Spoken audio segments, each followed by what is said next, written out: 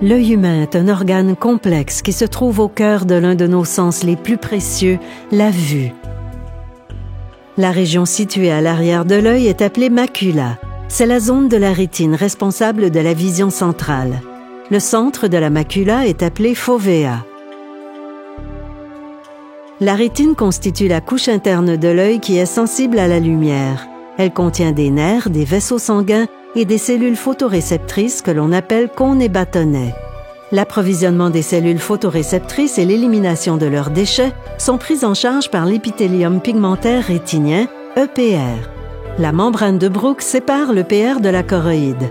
La choroïde est une couche de l'œil richement vascularisée qui approvisionne la couche externe de la rétine en oxygène et en nutriments. La dégénérescence maculaire liée à l'âge néovasculaire, DMLA néovasculaire, se caractérise par la formation d'une membrane anormale de la choroïde. On parle de néovascularisation choroïdienne, NVC. Le VEGF-A joue un rôle important dans la NVC. Le VEGF agit en se liant au récepteur qui se situe à la surface des cellules endothéliales, provoquant ainsi la néovascularisation et l'augmentation de la perméabilité vasculaire.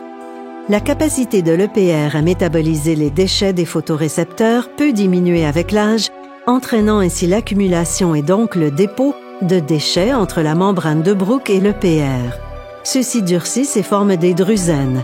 La formation de drusènes peut endommager la membrane de Bruch et entraîner à l'intérieur de la rétine et derrière celle-ci une néovascularisation choroïdienne NVC anormale.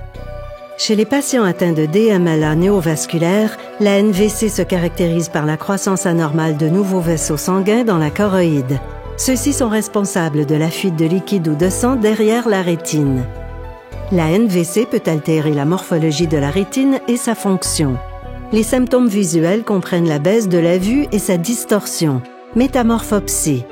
Les nouveaux vaisseaux sanguins sont fragiles et sujets à l'hémorragie. Le sang empêche alors la lumière d'atteindre la rétine, ce qui se traduit par l'apparition de zones aveugles dans le champ visuel, scotome.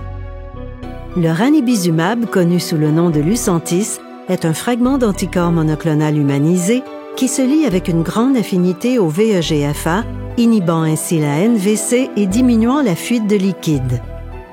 L'inhibition de l'interaction entre le VEGF-A et son récepteur minimise la NVC et contribue de ce fait au traitement de la DMLA néovasculaire et de ses effets sur la vue.